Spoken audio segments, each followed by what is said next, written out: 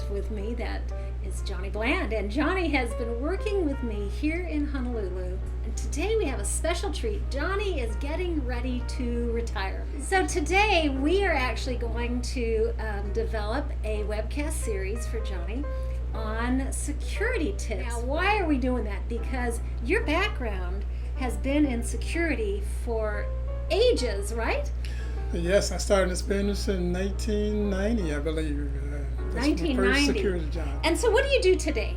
Today is a little different ball game. A little more in the background though.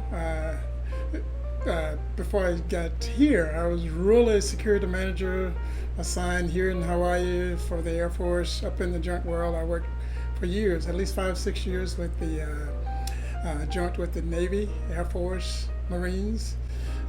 Did that for 5-6 years there, and that's why I handle all security documents and decision and traveling products for all those type people. But since that time, I've moved out to the Air Force side and worked for about in special security. Did that for about 12 years or so. And I tell you, my job there was to take care of the security, care and feeding for about 90 classified facilities out here in the Pacific. 90 classified security systems? Wow. And facility, another Wow. 70 or 80, 90 for us. And also, not only that, we looked at the care and feeding for more than 45,000 people I keep track of from a security background investigative standpoint. Wow. So that's how I got here.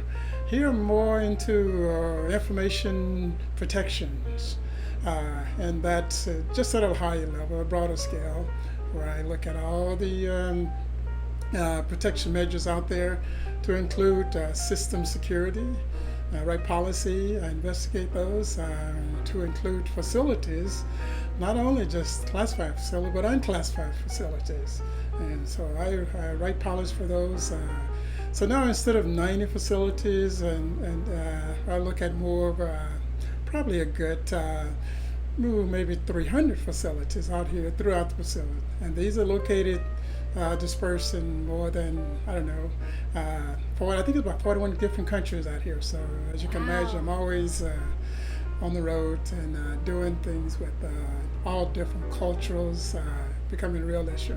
So really love it. It's fun stuff. So the exciting part is, as we are building our webcast series around the world, Johnny and I have been discussing, well, let's build a security system or education program for that. I thought, what a perfect opportunity for taking your, 25, 30 years worth of security experience?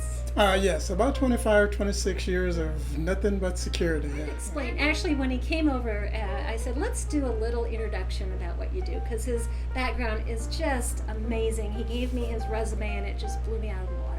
He gave me his presentations that he does on security and structures, and I was like, gosh, we could really use this protection. Now, I have to qualify this, because it has to be fun.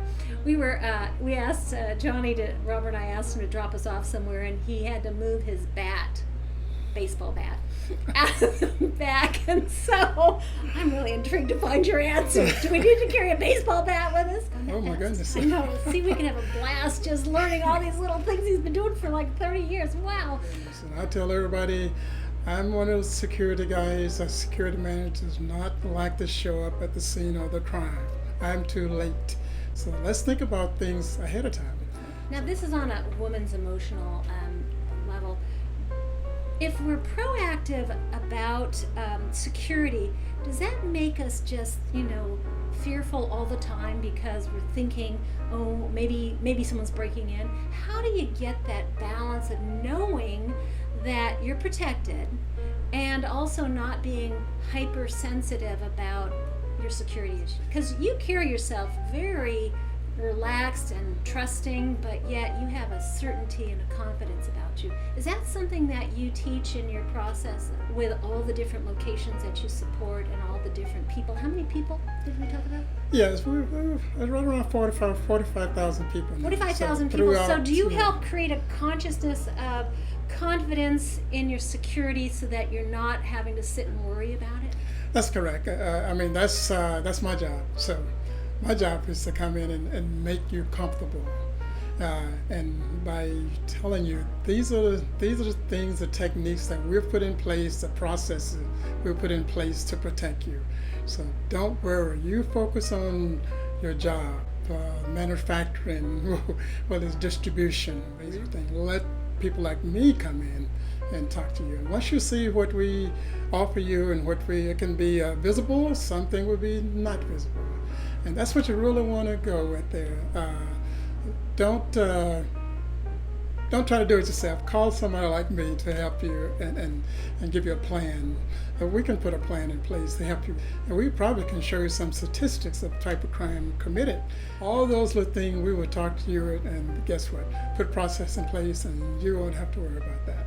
Wonderful. That is so exciting. With you and anybody else that want to work with, Excellent. this will be absolutely great. It's going to save lives, save money, save. Remember back to what I said before? I don't like to show up at the scene of the crime.